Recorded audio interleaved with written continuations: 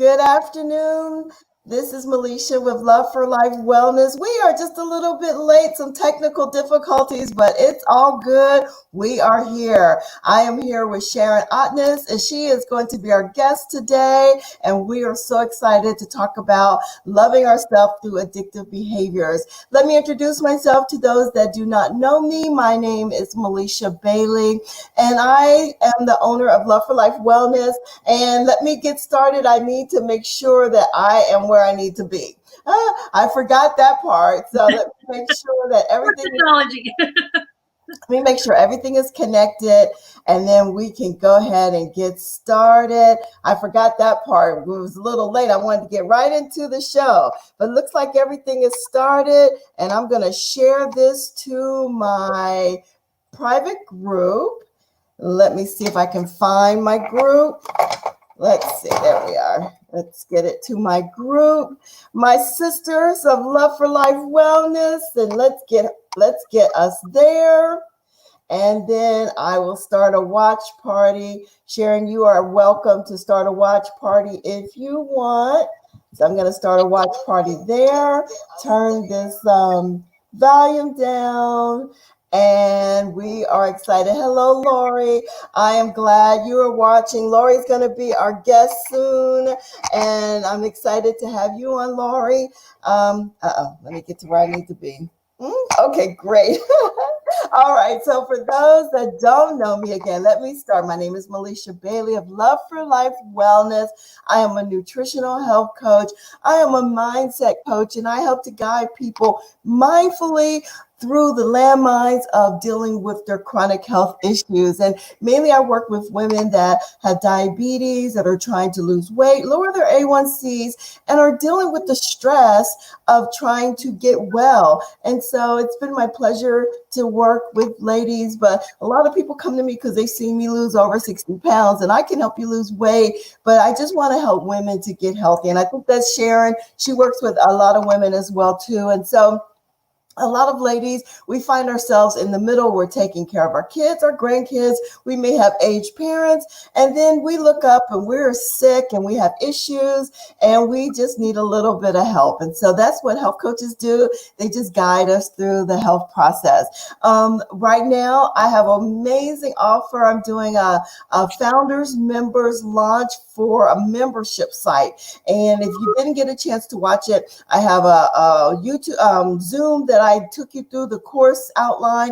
And for right now, the founders members monthly membership is just going to be $14 a month, where I'm going to be coaching you. We'll have group coaching calls. It's an amazing. I've got so much great material, so much to share with you to help you to get on your road to wellness. So if you're interested in that, please contact me, because I'm going to close the offering. I'm going to close it soon for the membership, the monthly membership. But if you'd like to have some information, I would love for you to join me on the members launch. And so you can be my beta testers, making sure everything is working well. I do detoxes, and I also have a 30-day jump start. And so those are the things I do. I write a monthly column in a local newspaper, and then I have my show, my Sister to Sisters, Saturdays. And so what I do is I have different guests on, and we talk about different health and wellness issues.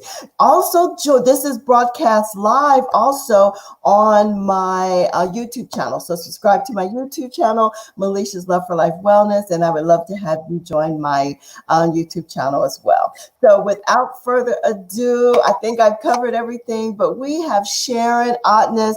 She is in the Pacific Northwest near the Seattle area. She's a health and nutrition coach, a lifestyle coach, and I don't have her titles with me, but she deals with people on helping them to get sober. And, we can be sober from alcohol, drugs, learning how to deal with our addictions to food, we could be addicted to a lot of things we don't even know we're addicted to. And so Sharon guides people through those addictive behaviors and addictive habits, but lovingly. So I love the title of our talk this week: loving ourselves through addiction. So without further ado, Sharon, can you just introduce yourself to us and tell us about your journey and how you got to where you are?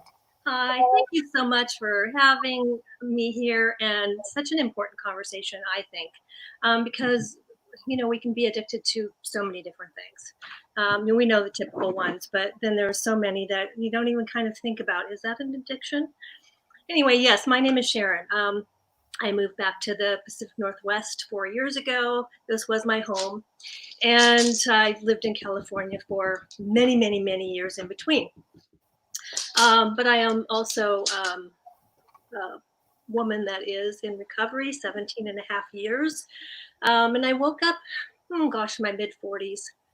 And I'll just never forget. I woke up in bed and I looked over, and my daughter had opened the door.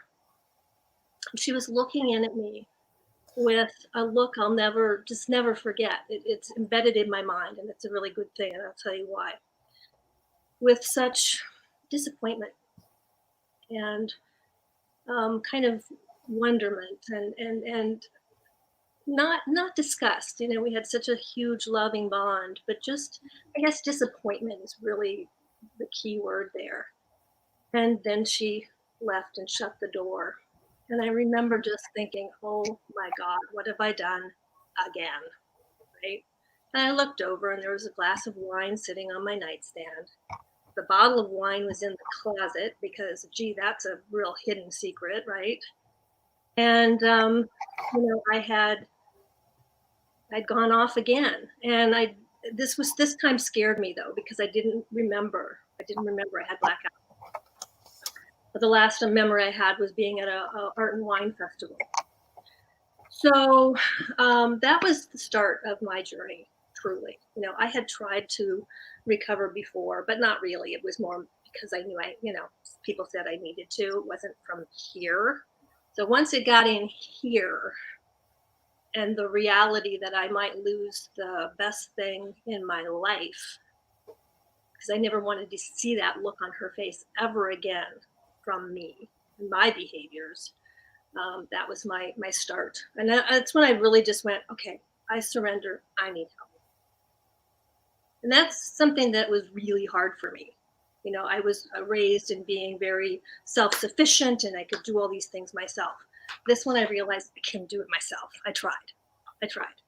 So that was the start of my journey. I did go into rehab. I did go just for a few days. Thunder again. Sorry, my dog. Let me grab him. That's okay. They're in the Pacific Northwest. They are experiencing thunder and lightning, and that's where my son is. And so I hope my baby Ava isn't crying from all the thunder and lightning that's going on in Seattle area right now. So yeah. So anyway, that started my journey, and I was also in an abusive marriage, and so my who I was anymore. Any love I had in the past for myself, it was all gone.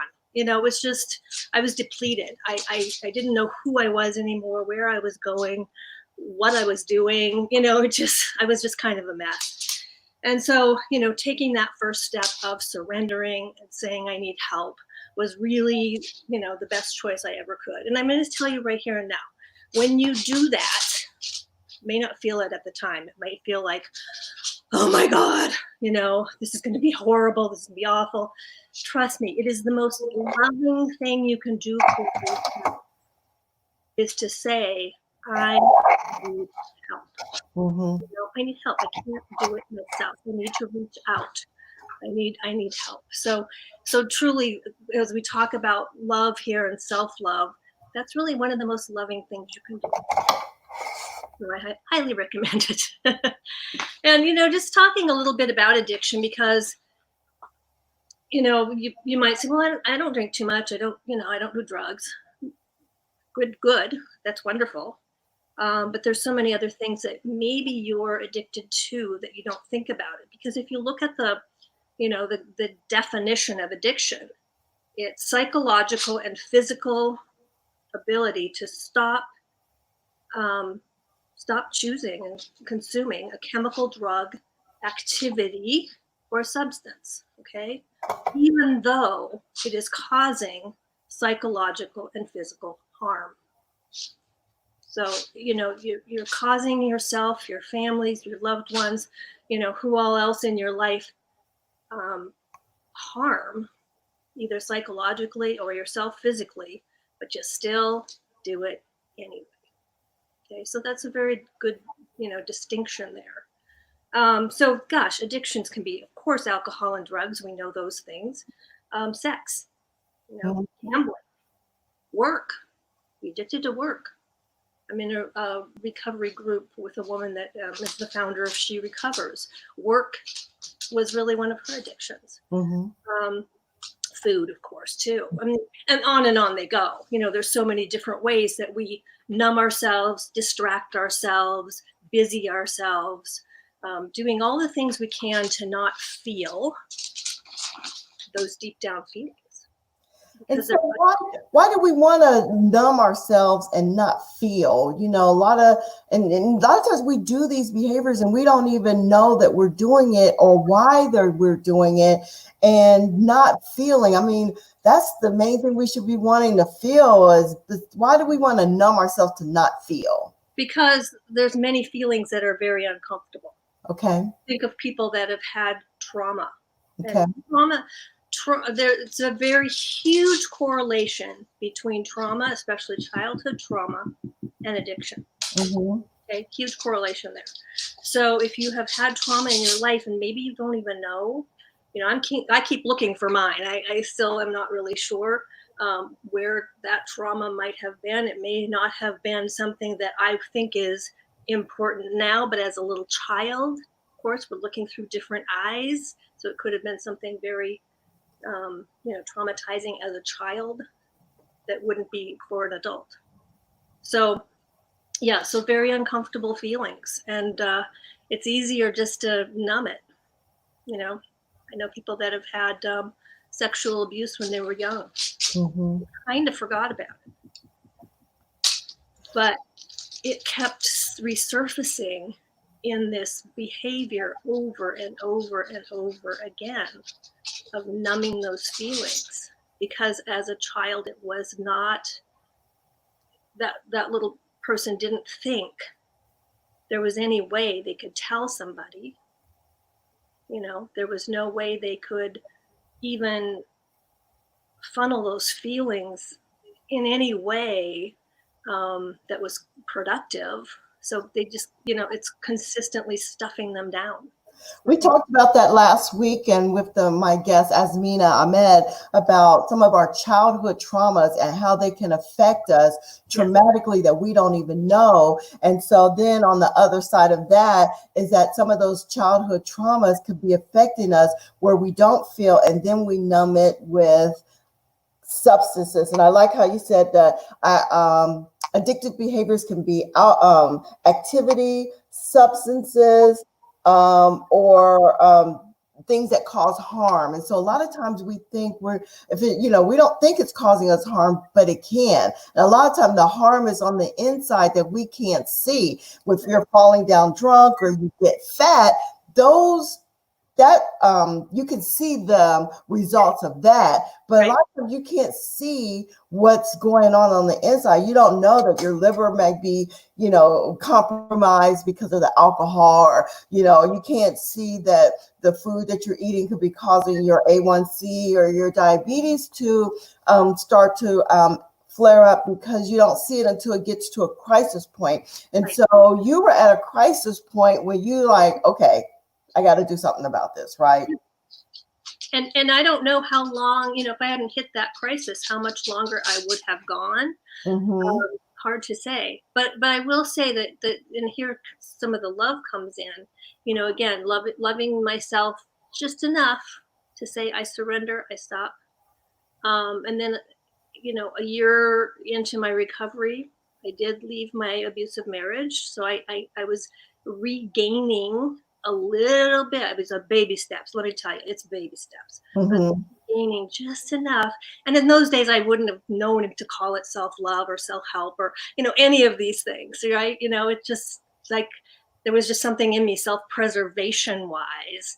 and enough, just enough of I'm worth more than that started to develop as I got sober. Okay, And got those out. so, did your recovery come from you going through AA or whatever program you went through? What were the steps that you took to get to your recovery? I guess that's what I want to know. Yeah. So the first step again was that surrender. I did go into it was just a 3-day inpatient treatment, Mm-hmm. and because I was, I guess, a good girl, I was able to do an outpatient for Mm-hmm. 30 days. And that was, going to a center where, we talked a lot of talk therapy and things like that. And, more about addiction and blah, blah, blah. So kind of your typical treatment. I did do some AA. AA at that point in time um, did not work well for me, but Mm-hmm. I was always grateful that it was there, so that if I needed it, it was there. So it's I will just say that there are many, many, many programs out there. There's AA, there's NA if you're in more drug treatment. There is OA if you're eating is food disorders. So there's many different help groups out there. It's really one of those things where you need to explore. Mm-hmm. No one size fits all. It used to be AA or nothing. Mm-hmm. Never like downgrade AA. It has helped millions of people, but it's not the only thing. So there's just many other ways to go about it, and a lot of it just really comes from you being, again, more loving to yourself, so that Yeah. you can start changing some behaviors. And so, what is the first step of loving yourself? Because I think a lot of people don't have that self love. I work with clients, and when we are going through the process of, I'm a nutritional coach, but it's not just about food. I talk about everything. And a lot of things that we're talking about is I have to have my clients to love themselves so that they can begin the road to wellness. And sometimes I have my clients tell me, what do you love about yourself? And a lot of them get stuck. They can't even think of a few things that they can say that they love about themselves. I've even had them crying in my office. I know. So why can't we find that self-love so we don't numb it with other substances? And why is that so hard? Yeah, it is interesting. Why is it so hard? It should be the very first thing we know about ourselves, and I think we do as little children. We are just little free spirits and doing the things that we love to do. In abandonment, right? We're just perfect little beings, and along the way, we just things get in our way. We stifle ourselves. Other people judge us. We get stifled. I know I was a really shy little child. I realize now that I had social anxiety again. We Mm-hmm. talked about that way back when. So being in kind of crowds and things just really didn't work for me. So I've learned so much along the way about myself, and that makes it easier to love who I am, right? So when I think of self-love, if somebody had said, well, love yourself more, I would have been in the same boat when I first started. Like, what do you mean? Like, how could I love me? I'm a mess, right? But I look back at one thing so here's a little trick, and this is why I mentioned the portion about my daughter and that little click moment that I'll Mm-hmm. always keep in my head. I didn't love myself at first, but I loved her. I loved Mm-hmm. her so much that was my, if you want to call it, talisman, so to speak. Whenever I was ready to give up, or if I wanted to use or have another drink or whatever, I had that mental like, oh, no, because I love that little person enough not to do this. And I held on to that until I started my process of loving myself. Mm-hmm. So that's a little trick that I tell people is what do you love so much that you don't want to see that love disappear? I never did it like that, but what I do is I have my clients identify their why. And most of the time Mhm. their why is connected to their children, their grandchildren. Normally it's something outside of themselves. That is their why. I want to give better so that I can play with my grandchildren, or I want to get better so I can be an example to my own children. And so I like that you having to identify what you love is basically identifying what your why is. And Well, it the could things be that you love, you're going to make changes for. right, whatever works for you. If it's this is my love, or maybe it's not, a person, maybe, but it's my why. That works beautifully as well. Yeah, anything that we can just hold on to till it starts really flooding into here. One of the things that was a life changing book, because I will say that like self help, that world and coaching ended up being my AA, so to speak. Mm-hmm, Found mm-hmm. that world, and I had no idea it was there, and I devoured and devoured and devoured, and got so much more enlightenment of what else was out in the world that I just didn't even realize. And it sounds kind of funny now to me. It's like, well, was I under a rock? No, I lived in a very, a nice area with all kinds of things happening. It was in the Bay Area. It's not like I was, living in Timbuktu, but it just wasn't in my sphere. And I read a book called The Slight Edge. Slight Edge is all about doing the little things, just doing little things. Just pick them one at a time. You don't have to do them all. And it's like if you do those little things, it adds up into the big thing. Mm-hmm. Right? And this works for anything, guys. So it's not just about addiction. If you don't do them, nothing happens. So it's a really simple little concept that has always followed me through life. It's like what other little thing can I do that will get me to where I want to be? So one of the things that I will give you as a tip is, to me, one of the first things is breathe. Read, Breathe. breathe.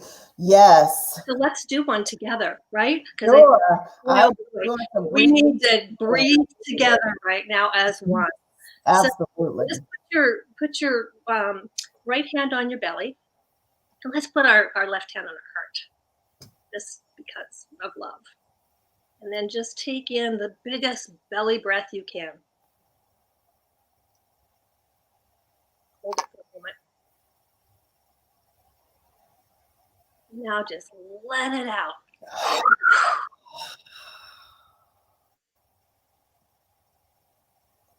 Yeah?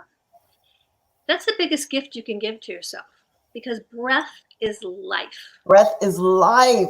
Breath is life. Oh, Yes. I've got all kinds of other things I can share for little tips that so many of us, talk about is, beautiful warm baths and essential oils and yoga and all of those things. They're all beautiful. They're all expressions of love.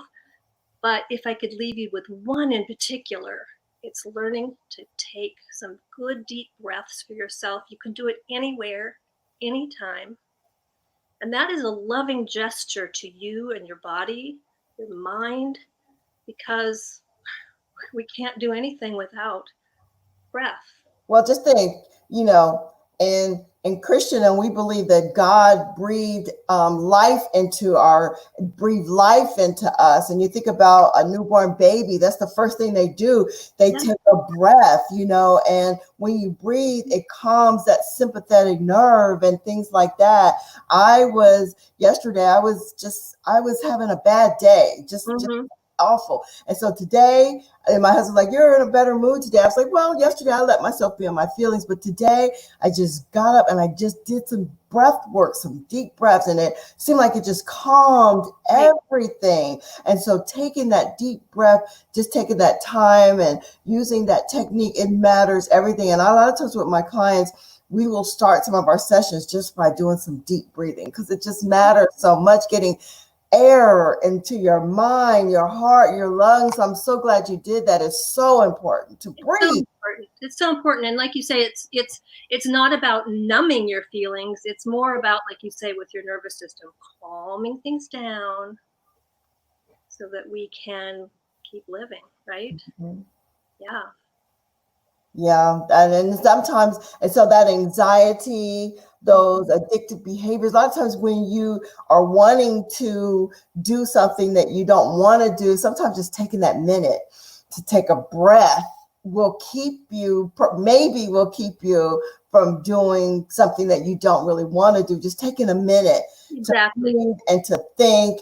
And then if you decide that's what you want to do, that's your choice. Right. But love yourself through that choice and move on. Am I Right. right?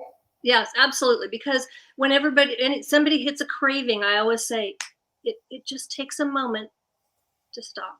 Mm-hmm. If you stop for a moment and breathe or do something that's just, or just sit still, or whatever you can do, just to okay, I'm good, I'm okay, things will be better, it's okay, just to let yourself calming down. Again, that's a very loving thing to do for yourself, because it means that you're worth it. Mm-hmm. I have a little affirmation I would love to share, if I could, just before we stop. Sure. So here it is, and I'll write it down if you want it. Today I choose me. I am not my mistakes. I lovingly embrace all my fears.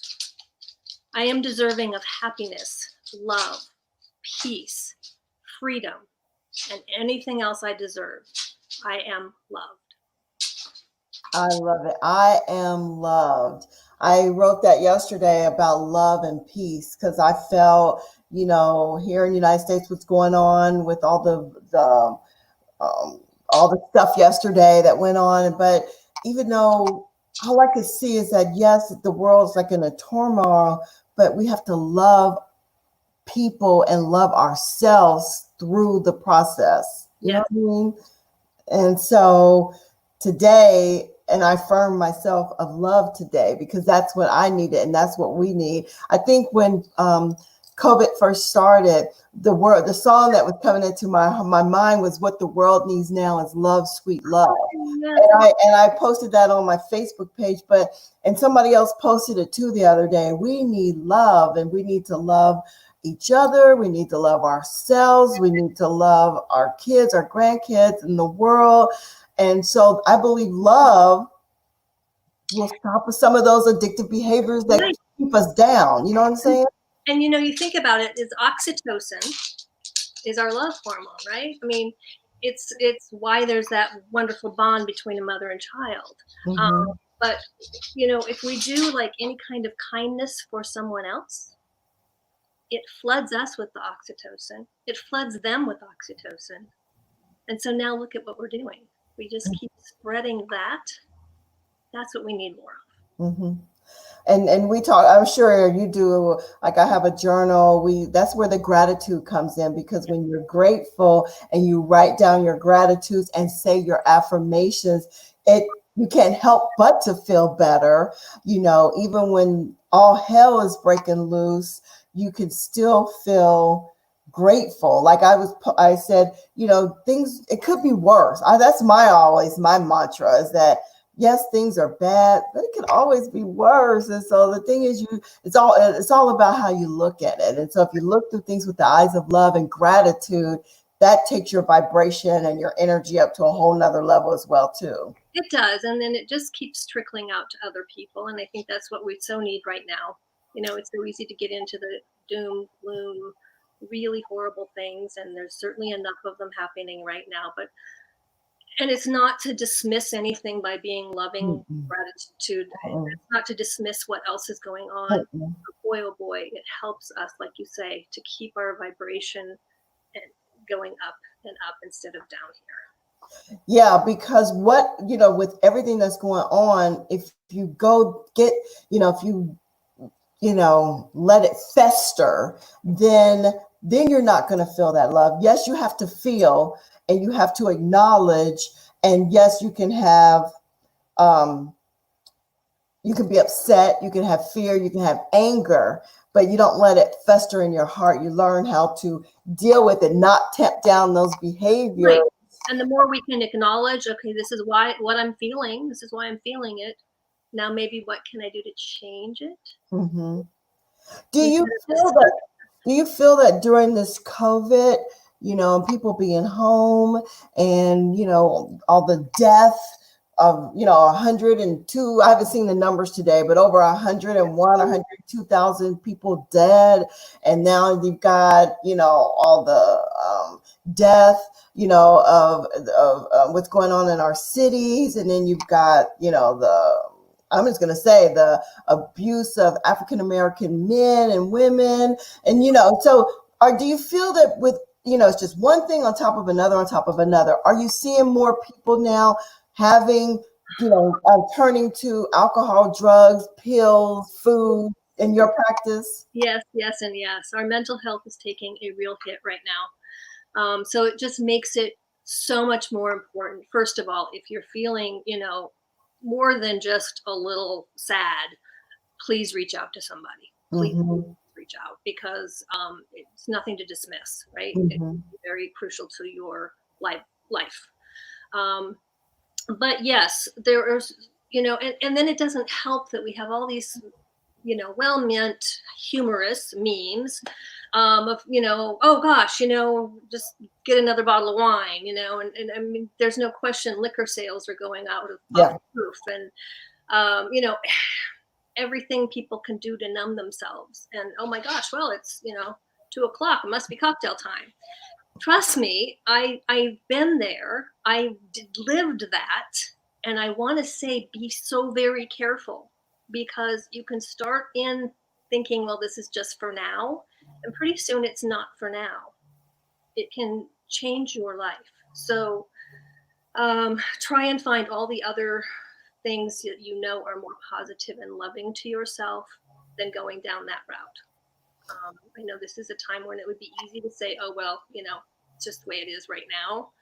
But please don't go there, because especially for women, and women of the middle age to my age in the 60s, say 70s, alcohol use has skyrocketed. Mm-hmm. And you know how bad that is for our health. There this is a time when we should be being so much more loving to our bodies and our health, and trying to keep our vibrancy, not going the other way. Mm-hmm. You're right.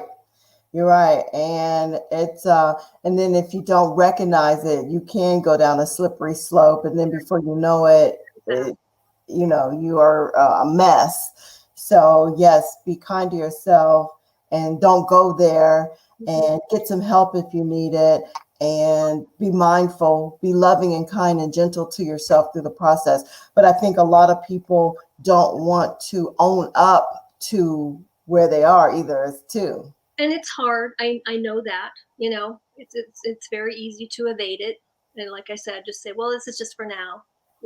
But maybe this has been building for a while, and realizing that, okay, now I'm stuffing my feelings. Mm-hmm.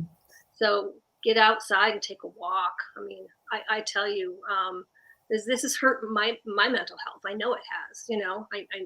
There's days when I feel very sad, very down, but I recognize it now. I recognize it. So there's a couple days where I put the covers over my head, and I'm okay with that. Most of the time, though, I find that, thank God for my little pup. I have to get him out for walks a couple times a day. I do have enough of a garden that keeps me outside.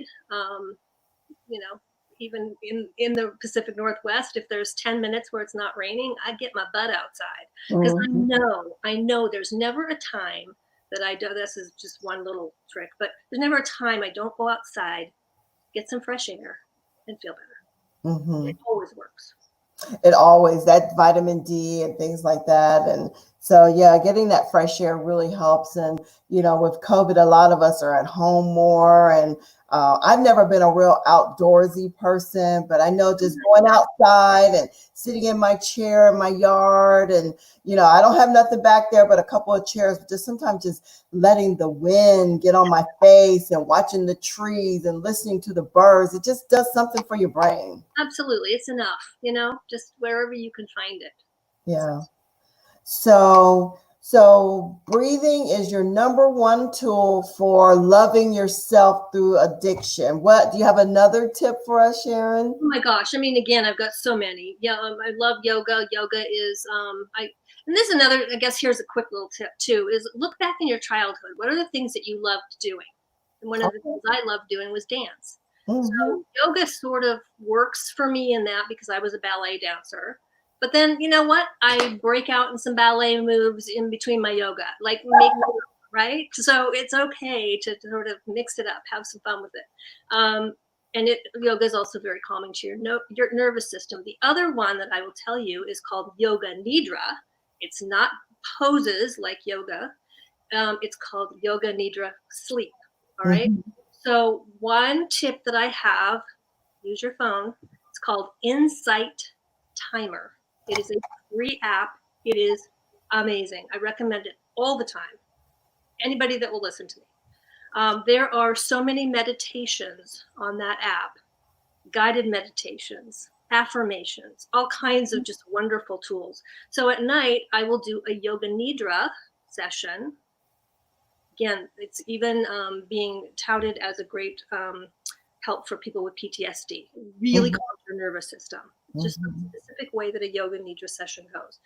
It will calm your nervous system. You will go to sleep and you will get beautiful sleep. So that would be my other thing is rest, sleep. Rest, sleep. Right.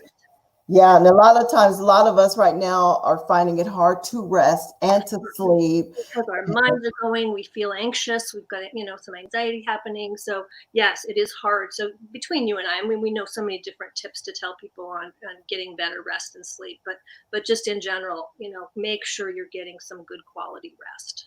Well, I'm a health coach, and I know my sleep has been jacked up just because I'm not on my regular schedule, and I'm staying up later, and I'm not being able to go to the gym like I normally do. Our gyms are open, but I'm still not ready to go out to the gym yet because I'm hoping to be in Seattle next week, and I don't want to take nothing there with me. Yes, yes. My grandbaby and my son and his girl. So right now I've just been trying to stay insulated still, but yeah, so a lot of times since we've been out of our regular routine, we're having trouble sleeping or we're having that anxiety. I told one of my friends yesterday, I said I felt like yesterday I was having PTSD, and I was reading an article that sometimes that anxiety can make it almost feel like it's PTSD. And I just said it jokingly. I don't want to be like, oh shoot, but you know what? I owned it. Yes, I was, I felt like a war was going on in my body yesterday, but I feel good today. I had a great meditation and I, did some deep breathing. And so that's the key is, like I said, don't wallow in it, take those breaths and move. But yeah, that almost felt like PTSD yesterday, And you know what? You did the right thing. You just like recognized it. Like there's something going on here. Yeah. And then you did the steps just to kind of ease it down, right? Yeah, that's all you can do. So and that's different than numbing it. It's like you're making it ease down so that you can, continue on. Well, we had Lori on, Lori Schilling. She is a part of I think she's a part of the Wellness Business Insiders Club. I know she's part of Kathleen LeGrit's group. She's going to be my guest in a few weeks. And I had Christy McKenzie on and Lori Lynn Smith. We didn't have quite a few people on today. It's such a beautiful day here in Missouri. I'm sure people are just out and about. And so we hope people will listen to the replay because this was an important topic dealing with loving yourself through addictive behavior, breathing, taking some rest, doing some mindful exercises. I know I like the Nidra meditation. I put meditation on at night because I do sometimes have trouble sleeping. And so I sometimes I'll have my headphone on and I'll do the Nidra meditation. I didn't realize it was and it just drifts me off to a deep, deep sleep. And it's allows your body to relax, and that's the precursor to sleep. Yeah, I'm going to look for that Insight Timer, and I'm going to share that with my clients and on my webpage. So, And if anybody needs resources for, addiction, alcohol, drugs, anything like that, just feel free to reach out. I can give you resources on that. Okay. Yes, and so what I will do, you do have a website, don't you, Sharon? Yes, I do. Okay. I think I have it. So I'm going to share Sharon's website with our group.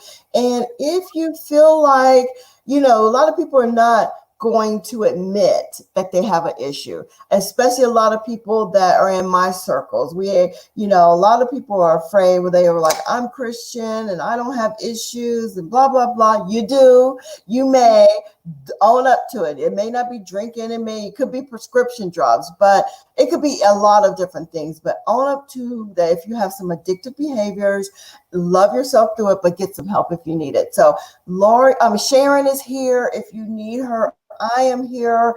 Or reach out to somebody else that's been a part of, but get some help. And so loving yourself first to say, I matter, I'm important, and I need to take care of me through all of this. That is the first step, and that is the key. Loving yourself enough, valuing yourself enough to say, you know what? I got to do better, and this is not how I want to be. So, so we are getting ready to go. We've been on for about 40 minutes, but this has been a great, great show, Sharon. I really appreciate you being on with us. And anybody, if you watch later, please let me know on the replay that you watch the replay. Subscribe to my YouTube channel, please. I'm trying to grow my YouTube so I can get more people to see these broadcasts. Every one of these broadcasts are on the YouTube, so you can always go back and listen to them there. And check out a health and wellness coach, whether it's me, Sharon, somebody, if you need help. And that's all we want to do as practitioners, is help people. Is that, I would imagine, if you're like me, that's what we go into this with the mindset of helping people. Absolutely. Especially women. The more people we have that are mentally and physically healthy and well, the better this planet will be. You got it. So I want to thank everybody for being on the Sister to Sister Saturday with Sharon Otness today. I'll put her information in the link. I'll put the link in our show notes here, and reach out to us. And I just want to say thank you so very much, Sharon, for coming on today. It's a real blessing. Thank you so much. This was much needed. And I appreciate your heart and your soul and the things that you're doing. Thank you for your recovery. And thank you for taking that recovery and turning it around to help other people. So I really appreciate you so much. I wish I could see you when I go to Seattle next week, but I'm going to try to stay low, just spend time with my son and my granddaughter and not go out too much. But I really appreciate your time. Hopefully the weather, it'll stop raining there. It'll be beautiful when you're here. And I want to thank you for allowing me to just share some things that are so important, and, caring for your tribe enough to, want to share out these wonderful tips. So thank you. Thank you for being a part of our show, the Sister to Sister broadcast. So next week we will not have a show because I plan to be in Seattle, and I've done my show when I'm on the road before, and I could do it, but I think I'm just going to take a week off, and I may replay. I will have my computer with me, so if you want to reach out to me, I'm always available. I have my phone, but I plan to go see my son. Next week is his birthday. He'll be 29 years old, and then we'll celebrate my granddaughter's 4-month birthday, and yesterday was her mom's birthday, so we got a lot of celebrating to do when I go next week. So we will not have a show next week, but the next week, let me see, I have a great show coming up with Terry Wooten Graham, and this one is going to be surround yourself with people for emotional health. So I think we're on the vein of trying to get ourselves emotionally well, and that goes along with our health and nutrition. So thank you everyone for being on. If you have some questions, if you're on the replay, Sharon is a part of our group. Post the questions. She will see them and I will see them, and I'll make sure that she gets them. But I appreciate everyone being here. Thank you. And we've got some likes here. Thank you. I forgot. I can't remember your name. You're on a cognito aisle, L, for in this group, but I can't remember your name, but I know exactly who you are. And so I appreciate everyone being on today. Thank you, Sharon. Hold on, we're gonna say bye for now, and we will see you next week. Take care. Have a blessed day.